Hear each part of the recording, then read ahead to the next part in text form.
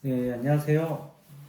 또 새해가 이렇게 밝았는데, 음, 작년에는 제가 진짜, 영상에서도 말했었지만, 어, 장, 제 삶에서 이렇게 많은 책을 읽고, 그리고 그거를 또 제 생각으로 정리해서 소통할 수 있도록 영상을 찍어본, 첫 번째 그 해였어요. 그래서, 정말 20권이 넘는 책을 읽게 되었고, 그러면서 굉장히 그 책에 대한 힘을 많이 느끼는 한 해가 되었습니다.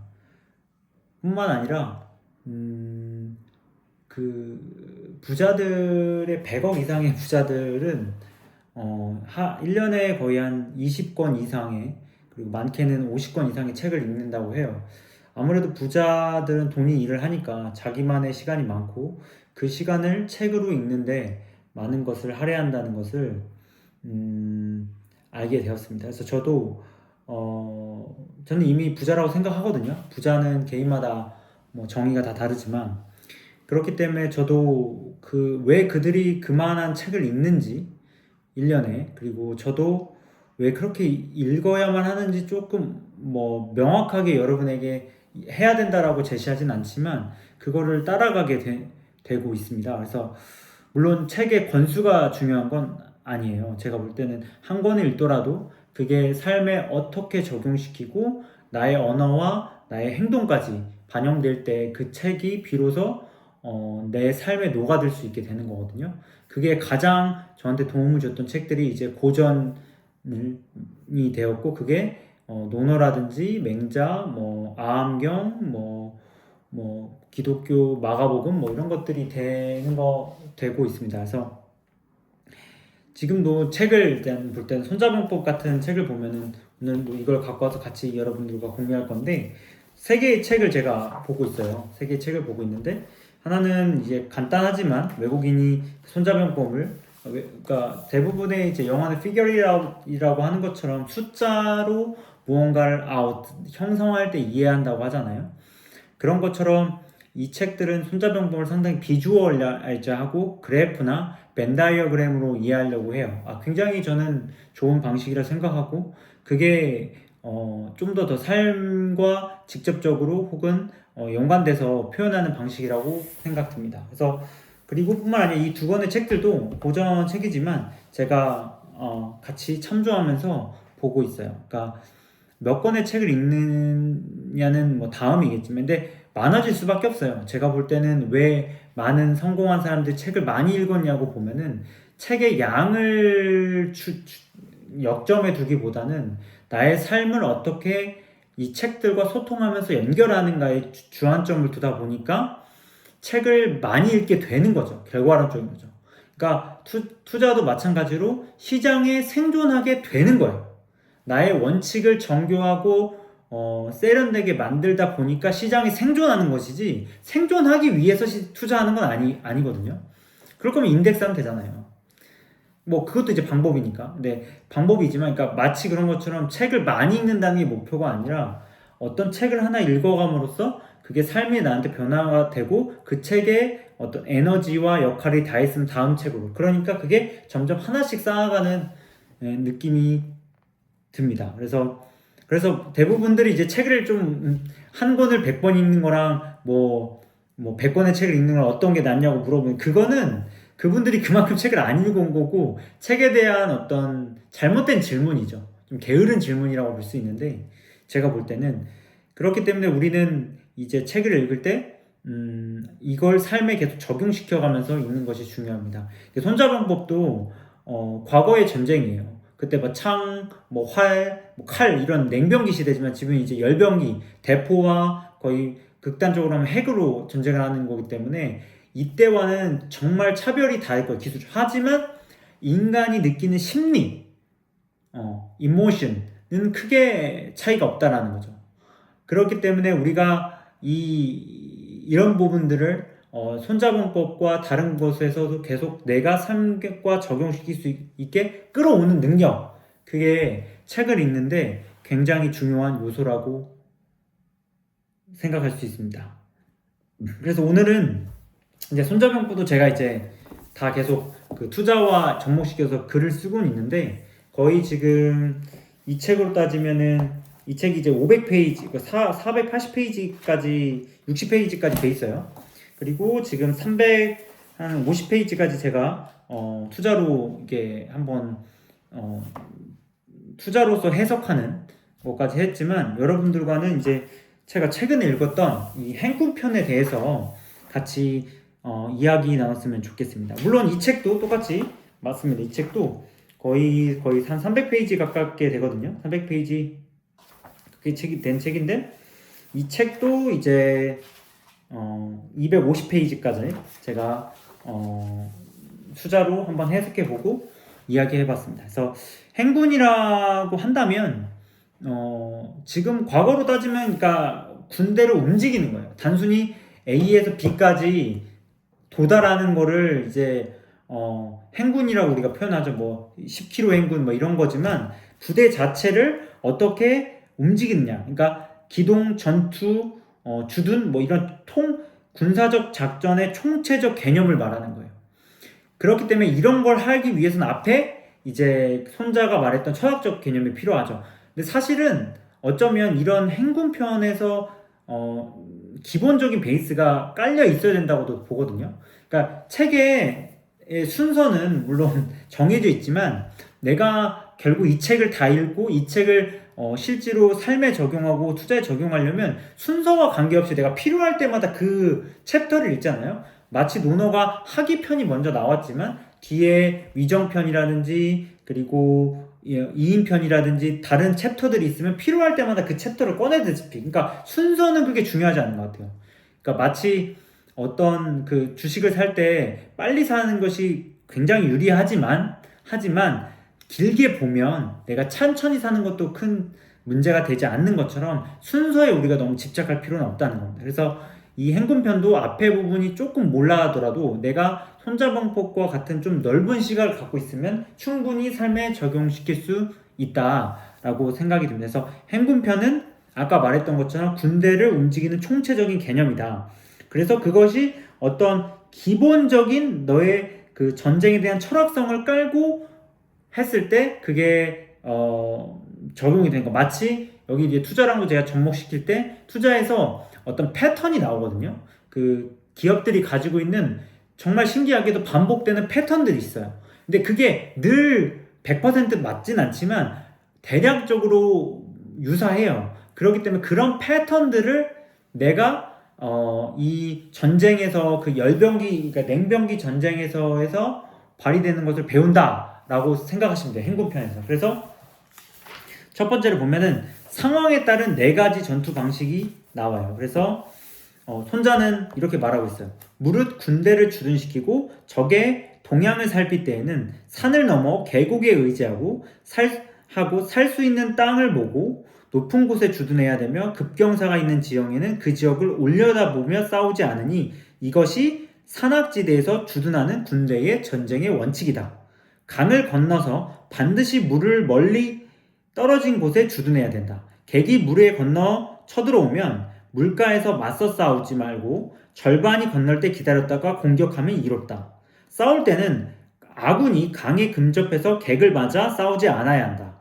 살 수 있는 땅을 보고 높은 곳에 주둔해 물의 흐름을 거스르지 말지니 이것이 강물에서 주둔하는 군대의 용법이다. 척택, 그러니까 늪지대를 말하는데 늪지대를 통과할 때는 오직 신속히 지나가 머무르지 않아야 한다.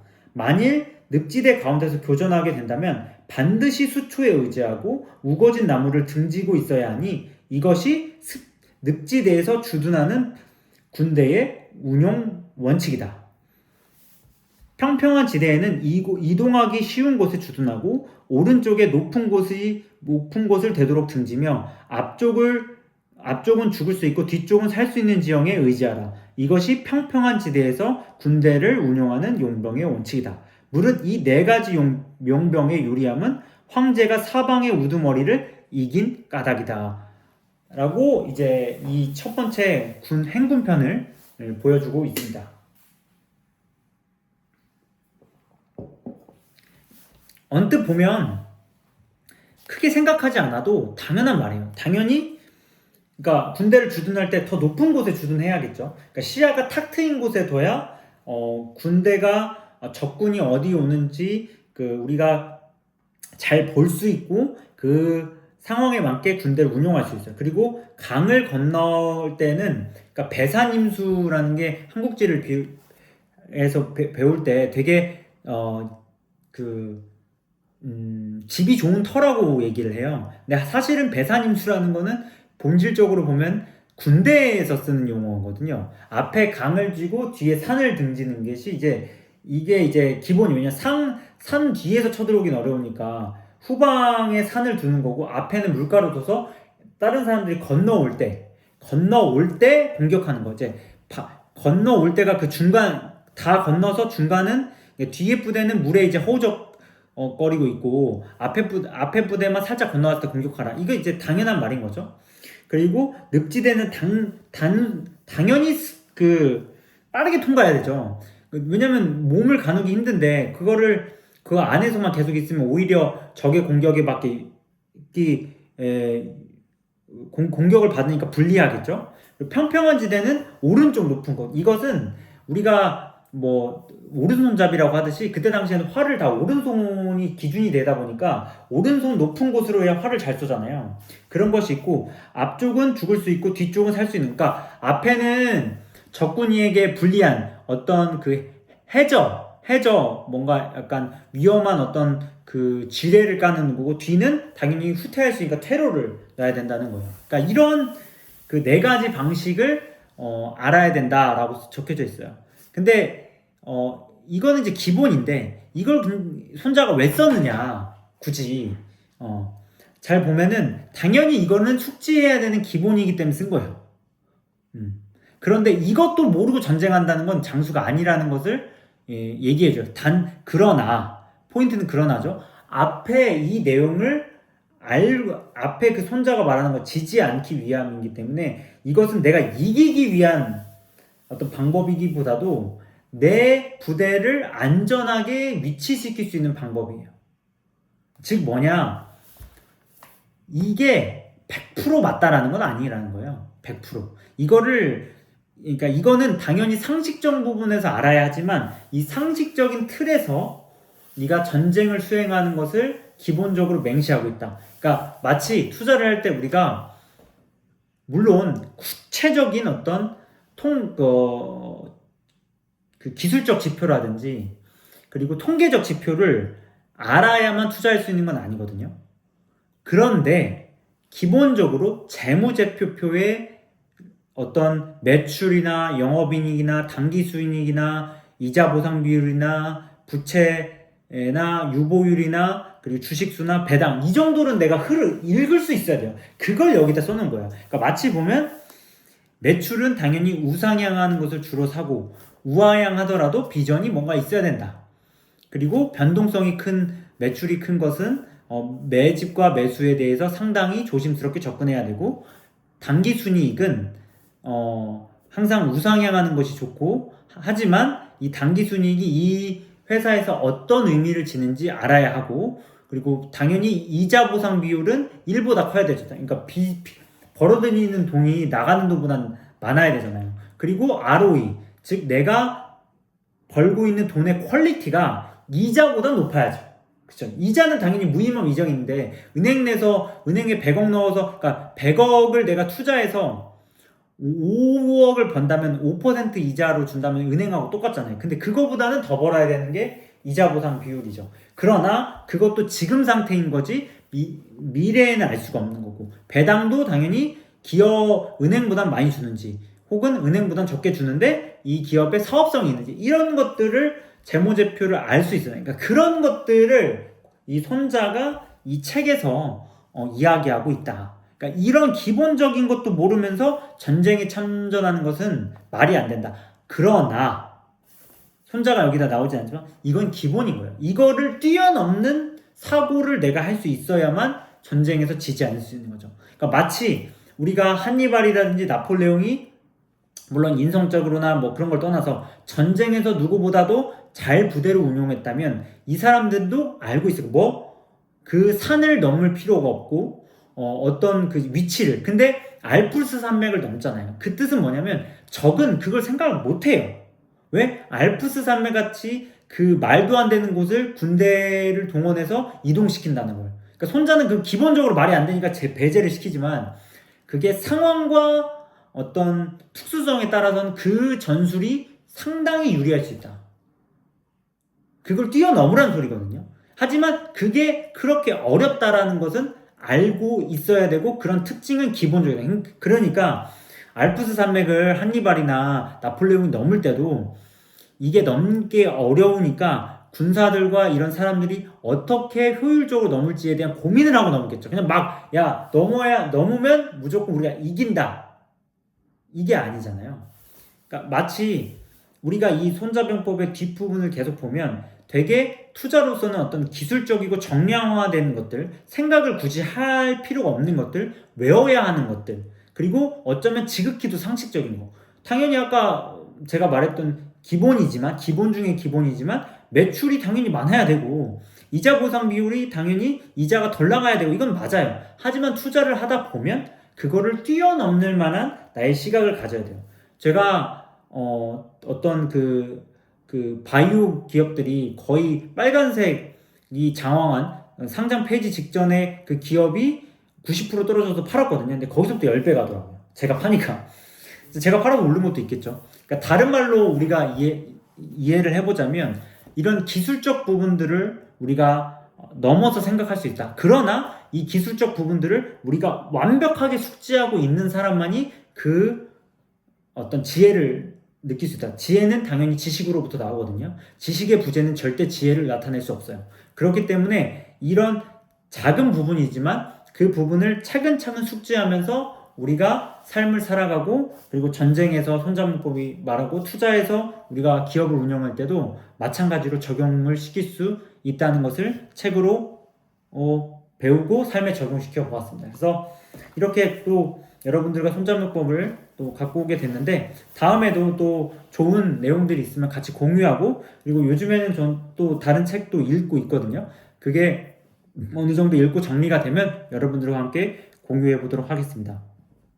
하여튼 날씨가 점점 엄청 추워요. 그래서 감기 환자들도 꾸준히 있는데 그래서 여러분들도 감기 조심하시고 건강 조심하시고 새해에는 즐겁고 행복한 일이 많으셨으면 좋겠습니다. 감사합니다.